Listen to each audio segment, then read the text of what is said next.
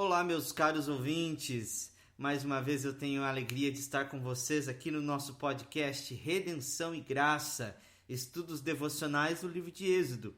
Eu sou Denis e sou pastor da Igreja Presbiteriana de Osasco e quero convidar você comigo para continuarmos na nossa jornada no livro de Êxodo. Venha meditar na palavra de Deus conosco.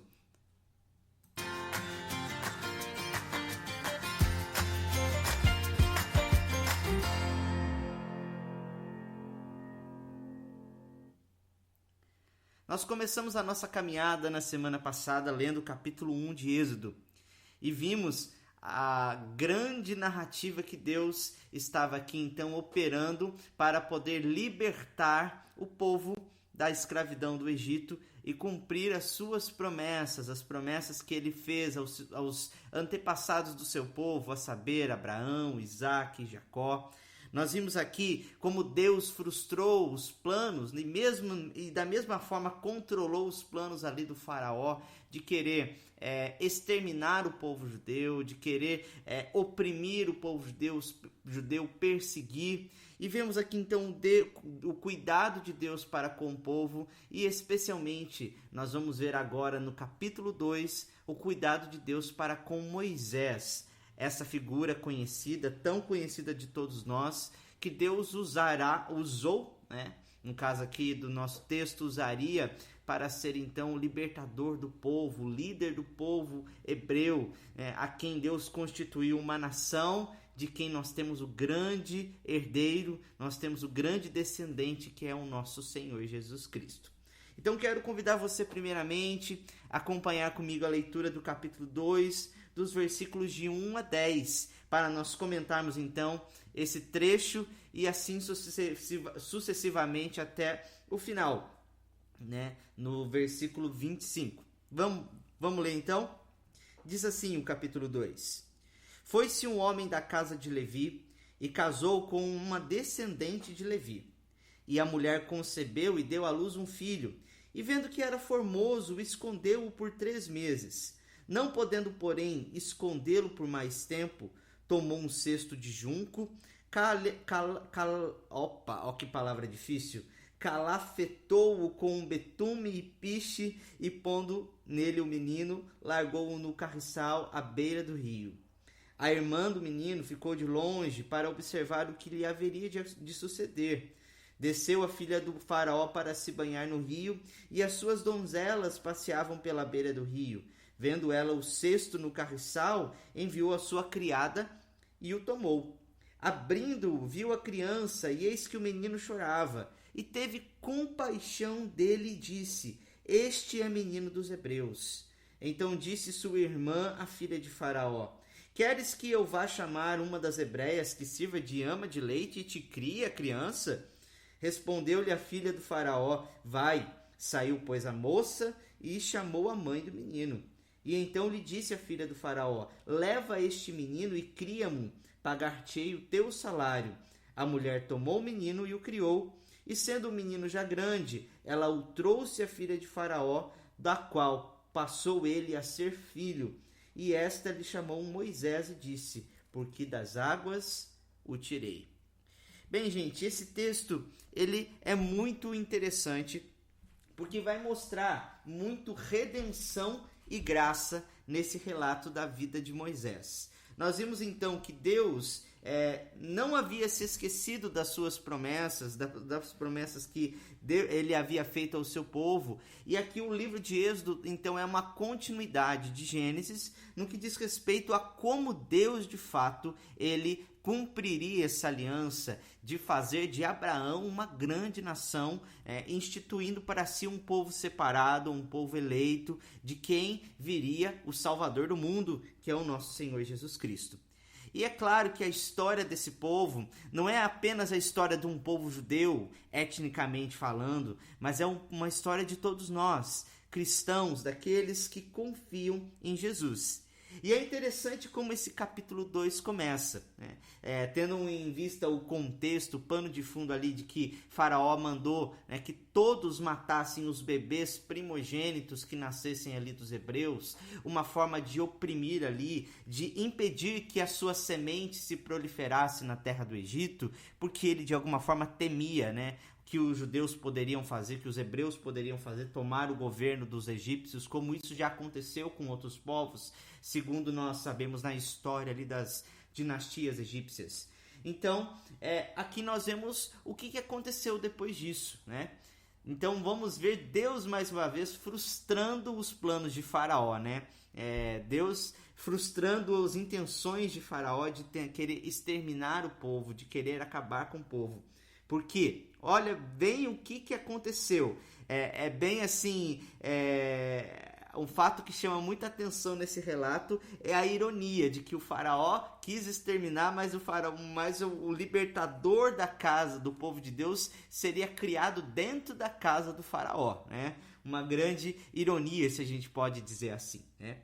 Bom, a história do capítulo 2 começa então com o relato de um casamento, né? O versículo 1 nos mostra, né, que foi um homem da casa de Levi e ele se casou com uma descendente de Levi. E aqui diz-se Levi, por conta da tribo de Levi, uma das 12 tribos de Israel. E nós vamos saber mais adiante, por ocasião do capítulo 6, que este homem e esta mulher se chama Anrão, né? Anrão, que é o pai de Moisés, e Joquebede. Ambos eram descendentes de Levi. Acredita-se que Anrão era até neto direto do próprio Levi, que viveu ali no Egito, e a sua descendência se multiplicou. Um dos bisnetos, tetaranetos, se a gente pode dizer assim. Então, eles se casaram e, passado, né, o tempo, depois desse casamento, a mulher dele deu à luz a um filho. Acredita-se que Moisés não seja talvez o primogênito desse casamento, porque nós temos a informação aqui de que Moisés tinha outros 2 irmãos, que era Arão e também a sua irmã Midian, que eram mais velhas que ele. Só que a gente não consegue saber se eram filhos do mesmo casamento ou não, ou se era de uma outra mulher, tendo em vista que até aquele momento ainda a poligamia era algo que se praticava dentro do povo hebreu. Mas, sem entrar nesses detalhes, essa mulher, o relato se pousa nas atitudes. Em primeiro lugar, essa primeira cena do capítulo 2, se a gente pode dizer assim, ela volta-se para as atitudes de Joquebede, né? Diante da opressão, diante da perseguição de Faraó para com os meninos da terra do Egito, né? Depois que ela teve a luz, ela conseguiu esconder o seu filho, né, por 3 meses. Algo assim que foi já inusitado para aquilo que estava acontecendo, porque um bebê chama muita atenção, né? Quem sabe, né, quem tem bebê novinho aí sabe que bebê chora, que bebê chama atenção, e os ruídos que ele faz, os gritos que ele dá, chama atenção até mesmo dos vizinhos e de uma região, vamos dizer assim, próxima. E como as casas no povo no Egito, ele, né, ali em Gósen, por exemplo, onde o povo de Israel estava morando, certamente saberiam ali que tinha uma criança. É claro que talvez todo o povo ali contava muito com a discrição, com o apoio uns dos outros, para que aquele bebê não fosse levado. Mas o fato é que essa mulher, de alguma forma, conseguiu esconder o seu filho recém-nascido por 3 meses. E aqui nós vemos uma primeira providência de Deus, né? Deus conservou Moisés ainda pequenininho ali, bebezinho, a salvo dos mandantes do faraó, do povo do Egito, que estava entregando ali os bebês dos hebreus para serem jogados no rio, para serem mortos no Nilo. Depois disso, e até interessante aqui um ponto que a gente pode fazer paralelo também com Cristo, né? Como nós falamos no nosso último podcast, a mesma atitude que Faraó teve aqui com o povo de Israel, anos mais tarde, Herodes teria também com todos os bebês ali da Judéia, né? E incluindo tudo isso por causa de Cristo, que foi lhes anunciado que nasceria o Redentor ali, que o Redentor nasceria e ele seria rei sobre todo, e ele temendo, né, que este rei fosse um rei político que se voltaria para dominar, tirar o seu reinado, ele mandou que exterminasse todos os bebês, como nos conta a história do nascimento de Cristo. E por conta disso, por conta desse decreto, José e Maria então fugiram para o Egito. Veja a ironia, né? No Egito, onde aconteceu isso, né? Eles fugiram para o Egito e esconderam ali Jesus Cristo até que ele ficasse maiorzinho. Então, da mesma forma, Joquebede ali consegue esconder Moisés das atitudes vis do faraó. Só que o tempo passa e 3 meses se passaram ali e já não conseguia mais, né? Talvez ali estava muito perigoso deixar a situação, o bebê do jeito que estava, porque ele crescia e estava fazendo mais ruídos, já estava, ele logo começaria a engatinhar, a andar, como é o bebê, ele chamaria a atenção das pessoas, inclusive dos egípcios. Então Joquebede ela tem uma atitude que era muito comum na época daqueles povos ali, né? Se hoje nós vemos, né, relatos aí de muitas mães que abandonam seus filhos, no caso aqui de Joquebede não foi um abandono especificamente, né, mas que abandonam, por exemplo, seus filhos na porta de hospitais, abandonam seus filhos nas creches, nas portas de orfanatos, até mesmo na casa das pessoas, ou em atitudes até mesmo bárbaras, como nós já vimos nos noticiários de mães que deixavam seus filhos na nata do lixo, né? Ou seja, quando as mulheres não podiam criar os seus bebês, elas não conseguiam e queriam dar um teto, um alento para eles faziam o que essa mãe Joquebede fez. Eles pegavam e deixavam os bebês, né, ali perto, nas margens do rio Nilo, onde tinham aqueles juncos, aqueles matos que crescem assim, né, na beirada do rio, né, onde tem água, onde tem ali, né, onde ele poderia ficar protegido, né, mas que chamaria a atenção das pessoas, porque no rio era o lugar onde as mulheres iam lavar as suas roupas, onde elas iam se banhar, onde elas iam até mesmo preparar ali utensílios para os alimentos, para as refeições, ou seja, era um lugar muito frequentado da época.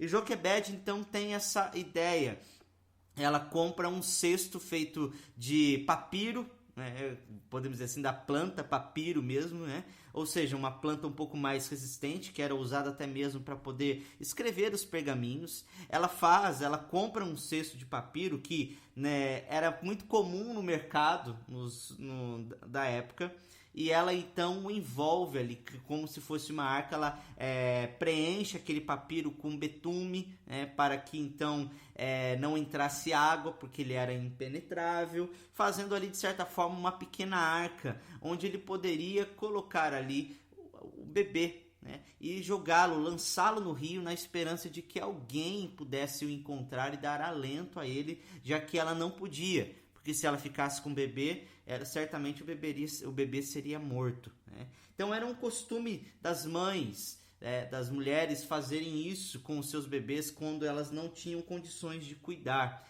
Elas jogavam no rio, né? E especialmente dentro da crença egípcia, que eles entendiam que o Nilo, por exemplo, o rio Nilo, ele era uma divindade, então ela daria o devido fim àquela criança, né? Mas aqui nós vemos essa mãe, ela agindo desta forma, mas não porque ela queria se desfazer do seu filho, né? Não porque ela não confiava que Deus, de fato, estaria no controle de todas as coisas, se ela não tivesse fé. Pelo contrário, ela aqui demonstra uma fé, né? Ela demonstra uma grande confiança no Senhor, de que Deus, ele de fato usaria o seu filho para poder, né, fazer ali aquilo, seguir os propósitos que ele tinha. Se Deus tinha preservado o seu filho por 3 meses, no meio de toda aquela situação, junto dela, né, por que Deus não guardaria então o seu filho, né, nesse momento?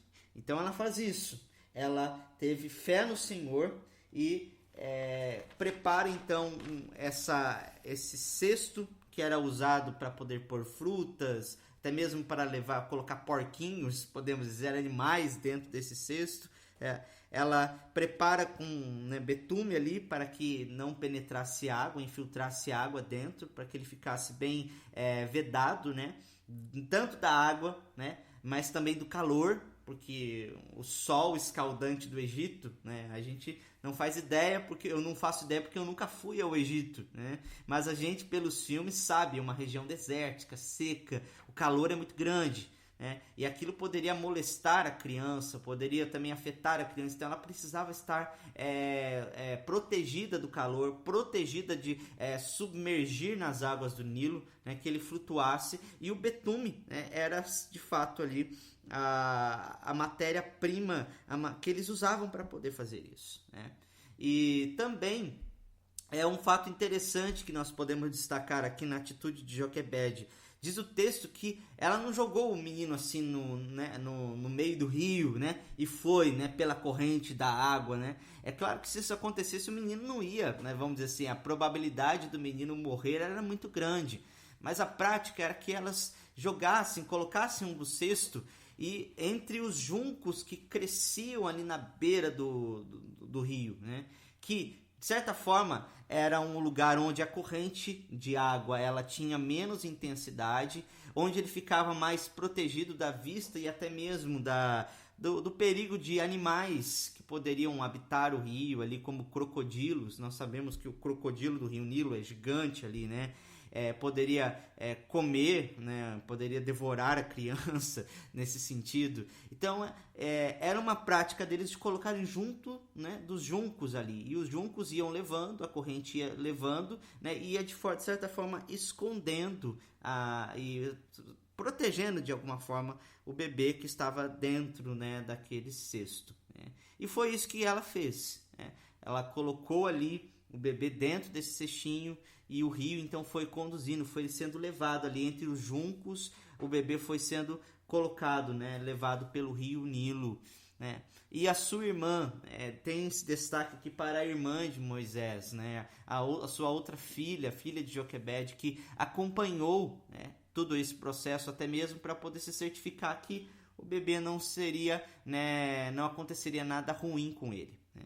E por ironia, por ocasião, né, se por providência divina, se a gente pode dizer assim, não pelo acaso, esse bebê chega então até o local onde estava se banhando uma das filhas de Faraó, né, e as suas, né, servas ali, as suas concubinas, né, e ela, né, chamando, como disse para vocês, é algo que chamaria atenção, um cesto, né, que primeiro pela utilidade que o cesto tinha dentro da época, né, e ali todo fechadinho, aquilo ali de certa forma chamaria a atenção daquela mulher. Então ela ordena que as suas servas, as suas donzelas cheguem até ali, abrem e peguem o cesto, e ela se depara com um menino que era, né, muito bonito, como diz aqui o versículo 2, né, um menino que era formoso, né, ou seja, um bebê já grandinho, né, e ela teve já, olhando para as características do bebê, né, formoso, forte, como eram provavelmente ali do povo hebreu da época, tendo em vista o que o capítulo 1 nos informa, ela soube que era dos hebreus, né, que era descendente dos hebreus. E uma das coisas aqui que nos chama a atenção no texto é que ela então teve misericórdia, ela teve compaixão daquele bebê, né?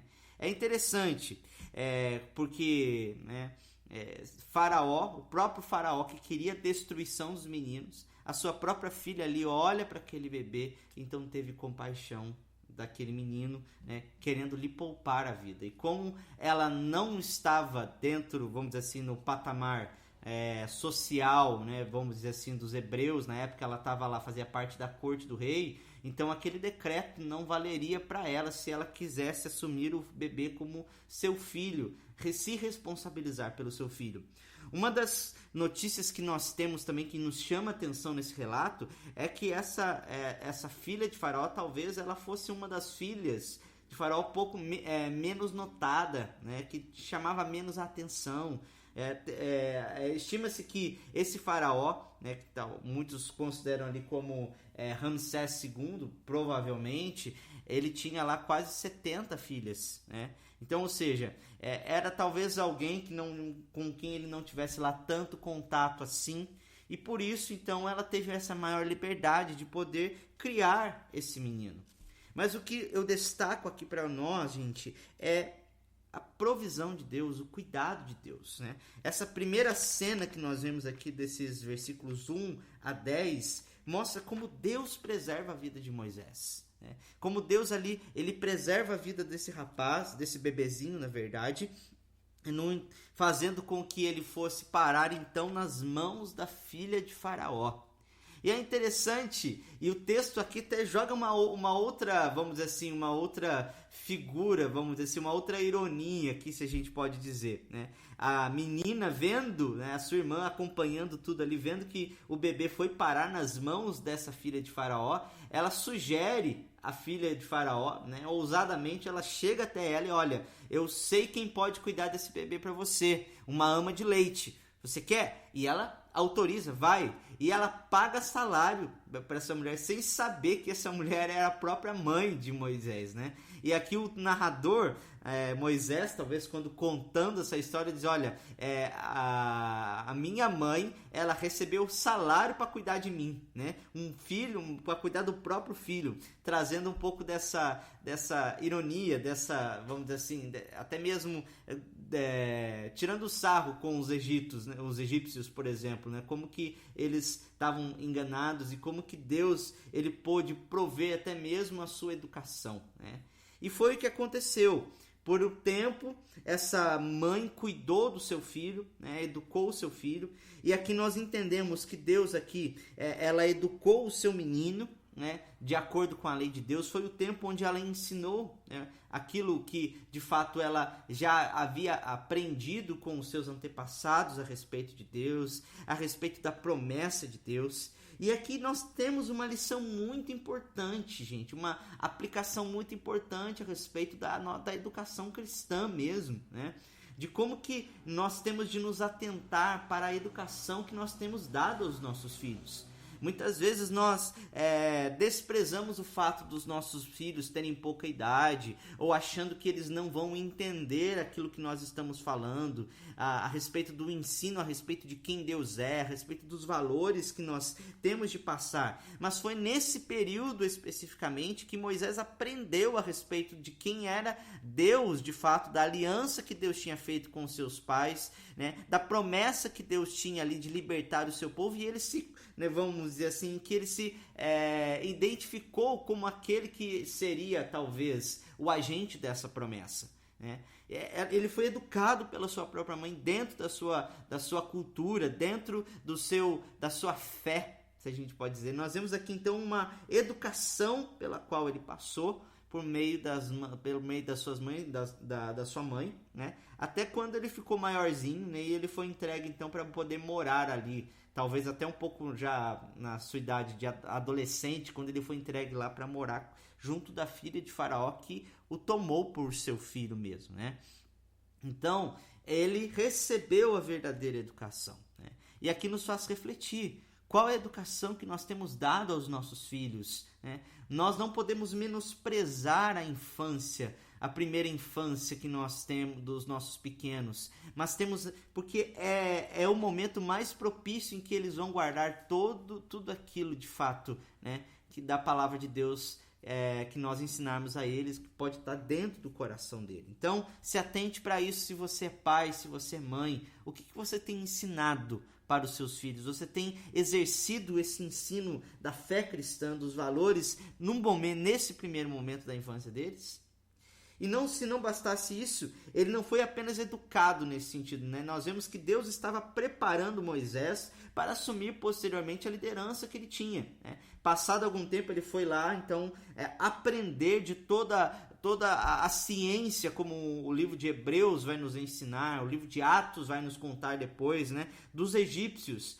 E aqui é o momento onde ele aprendeu culturalmente as leis. Pode-se ter uma ideia, por exemplo, que foi nesse período que Moisés teve contato com o Código de Hammurabi, que era um código muito parecido com aquilo que seria depois a lei do povo de Deus, os 10 mandamentos. Ou seja, ele foi versado, né? Ele recebeu um estudo intelectual ali no Egito, que foi tudo usado para que ele então aprendesse, né, a respeito, né, do que ele tinha de fazer, de quem ele era, né, da identidade dele como filho de Deus, como do povo de Deus, da missão que ele tinha, né? E vemos então a cena mudar, né? Passado algum tempo aqui, nos versículos 11 até o versículo 22, por exemplo, nós já vemos Moisés já adulto, talvez ali tendo a idade de 40 anos, por exemplo. Depois ali de ser educado, de ter aprendido tudo, nós vemos um momento de virada na vida dele, né? Tem-se um silêncio aí desse tempo, o que aconteceu? Provavelmente ele passou ali os anos desfrutando de todas as regalias como filho da filha de Faraó, né? E aprendendo tudo que ele podia, mas aquilo que estava no coração dele, que foi semeado na sua infância pela sua mãe, começou a germinar, né? Começou a brotar. Quando ele começou a ver de fato, né, a opressão sobre a qual estava o seu povo. E é interessante que o narrador nos dá este fato, nos traz esse verbo, né? É quando ele viu ali um dos feitores, talvez, desses feitores do qual relata ali o capítulo 1, chicoteando ou maltratando, espancando ali um hebreu, talvez ali de mais terrindade, não sei, um do seu povo, né? E ele vendo aquilo, né?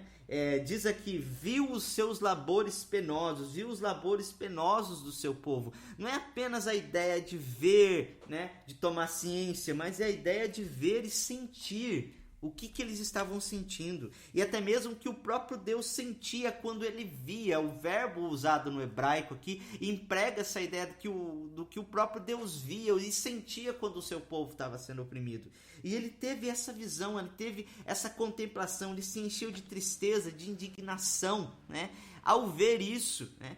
E tal qual Deus via o seu povo sofrendo e queria tirá-lo daquela situação, Moisés também teve esse mesmo impacto, essa mesma visão. Só que aqui Moisés, talvez ainda na sua imaturidade, ele não agiu com confiança no seu Senhor, né? Aqui nós vemos o primeiro erro da parte dele, porque ele então, vendo aquilo, o que ele faz? Ele orquestrou, né, esperou que todos ali de uma forma secreta, ele pegou aquele feitor de obras e o matou, achando que dessa forma ele conseguiria ali todo o apoio do povo de Deus, que ele se insurgiria contra o Egito. Ele tentou ali agir como revolucionário, né? Se a gente poderia pensar assim. Então eu vou matar, eu vou ferir, eu vou mostrar para quem eu vi, eu vou colocar faca no dente, vamos lá, né? Sangue nos olhos e vamos lá para poder ferir esse povo, vamos nos revoltar, vamos fazer uma rebelião, vamos causar um estrago nesse Egito aqui, né? Como talvez era a perspectiva dele.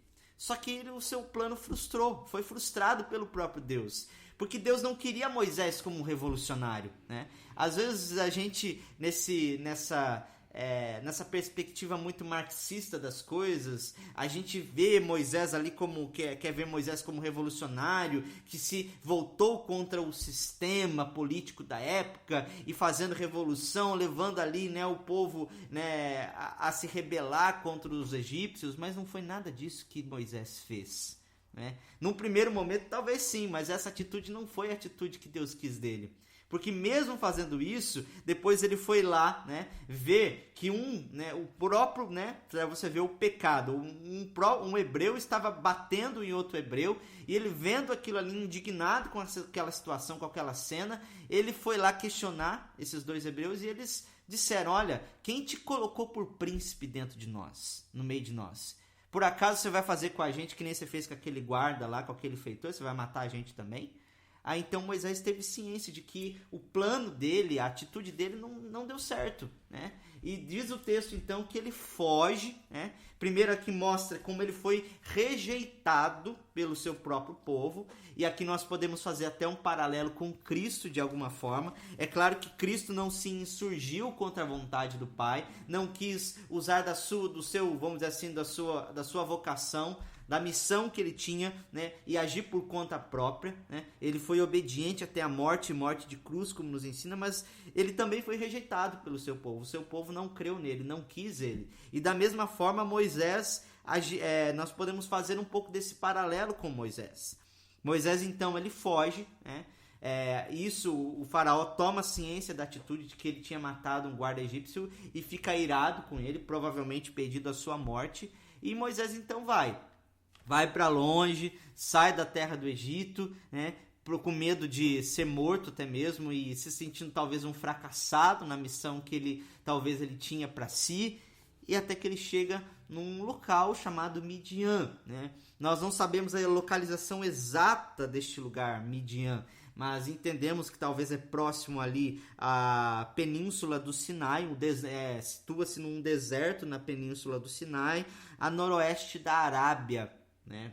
É a localização mais próxima que temos ali. Era um lugar onde afluíam muitos grupos nômades, era uma região pastoril, por exemplo, né, onde muitos grupos de pastores nômades vagavam ali para poder trazer rebanho para os seus pasto para os seus rebanhos, não é rebanho para os seus pastos, né? Mas era a região onde ele se encontrou, né? Onde ele foi talvez buscar refúgio, e ele viu um poço. É interessante essa ideia do poço, né? Porque os antepassados dele, como Isaac, Jacó, né, conheceram ali as suas esposas também no poço, né? Nós vemos que o servo de Abraão, quando foi procurar uma esposa para Isaac, por exemplo, ele procurou, né, num poço. Foi lá onde ele fez uma petição a Deus, né? E Deus confirmou aquilo que ele pediu, né?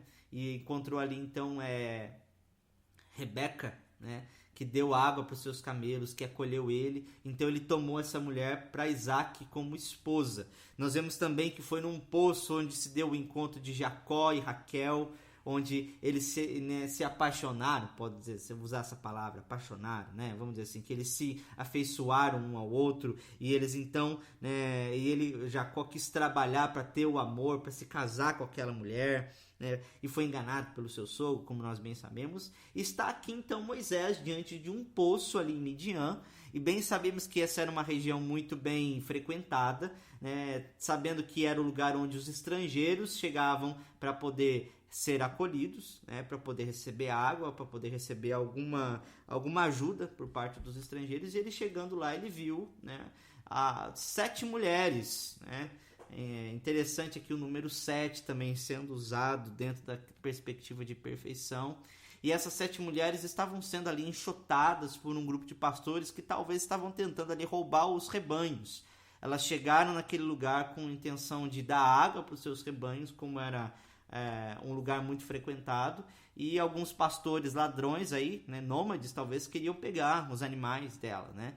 E eles estavam lá talvez agredindo, né, espantando aquelas mulheres do lugar. E Moisés então tomando uma atitude de hombridade, né, vendo aquela situação, né, a ideia, né, diz o texto ali que ele defendeu aquelas mulheres e deu de beber aos seus rebanhos, né?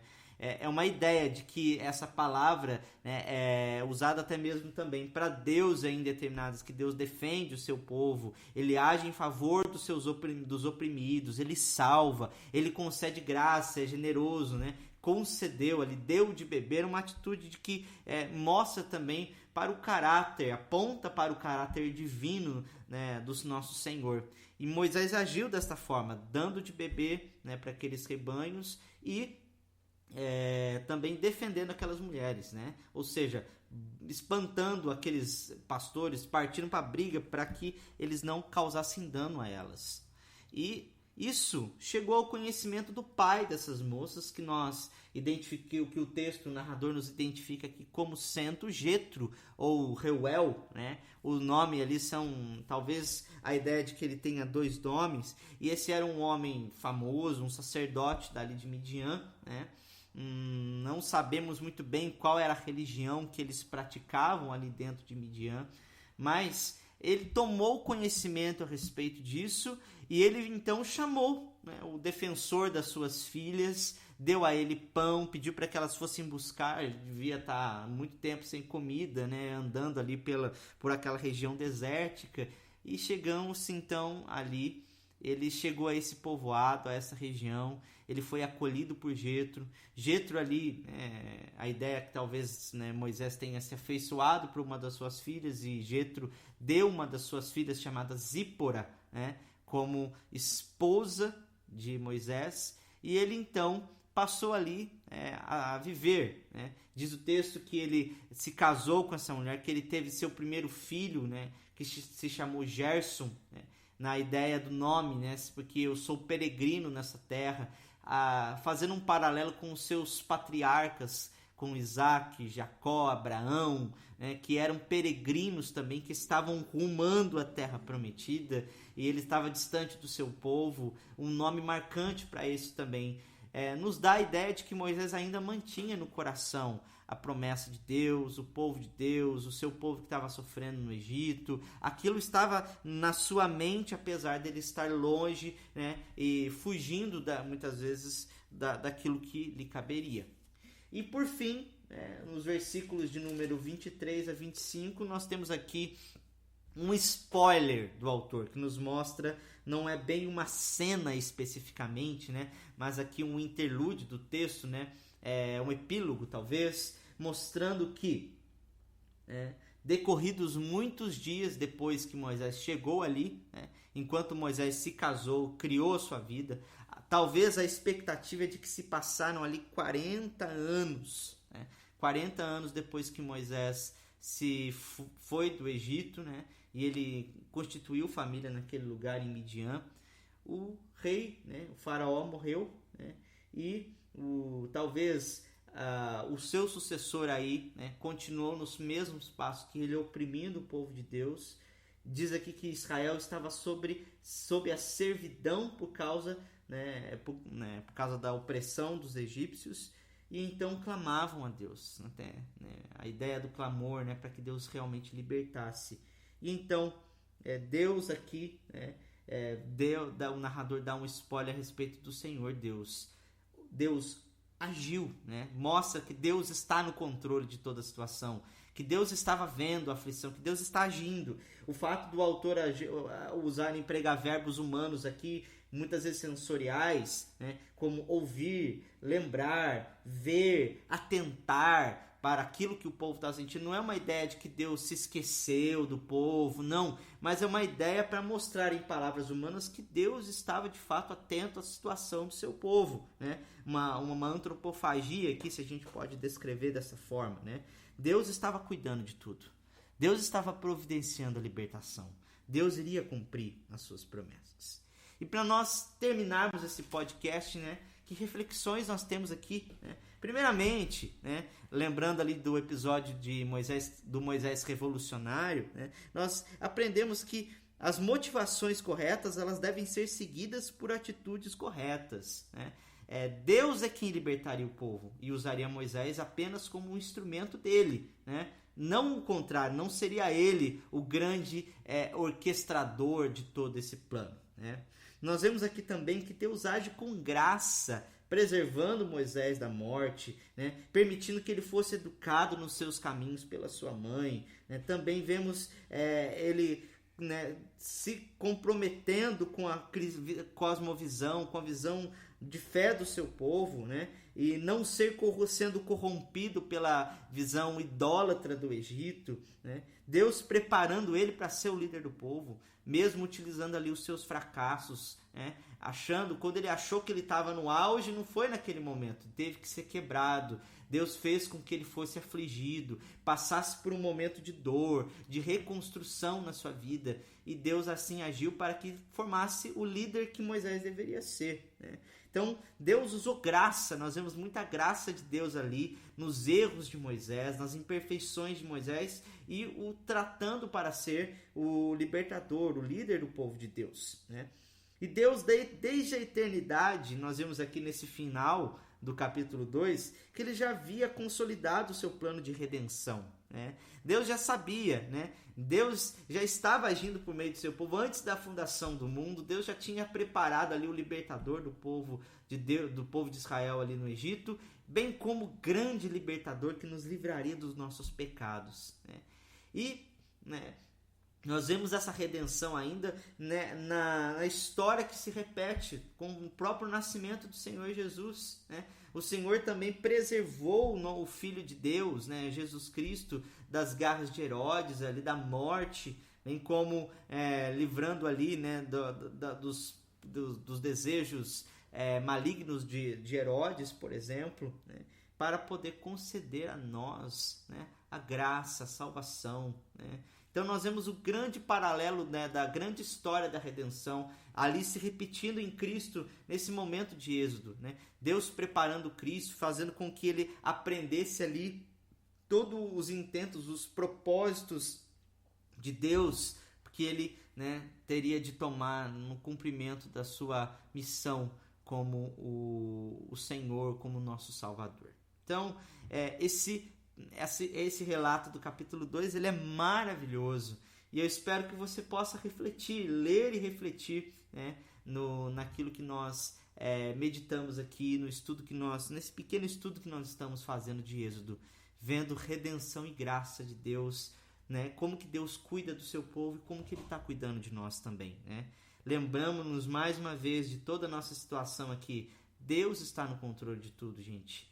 Não vamos perder as estribeiras, vamos agir com sensatez, com cautela, com temor, confiando em Deus, né? Que as nossas atitudes sejam pautadas por isso. Uma das lições que aprendemos também é que Deus usa, né? Deus usa as atitudes dos homens para dar cabo aos a sua grande vontade, a sua perfeita vontade para a nossa vida. Deus usou as atitudes de Joquebede, Deus usou as atitudes da filha de Faraó para poder preservar a vida daquele homem por atitudes humanas, né? Nós vemos Deus usando as mãos dos homens para que, né, tudo flua para o bem do seu povo.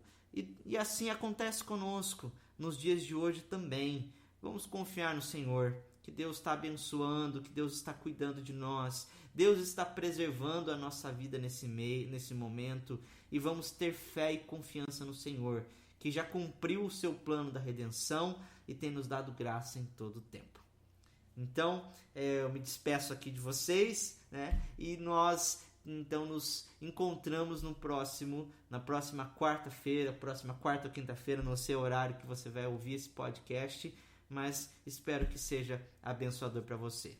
Até mais, a gente se despede por aqui.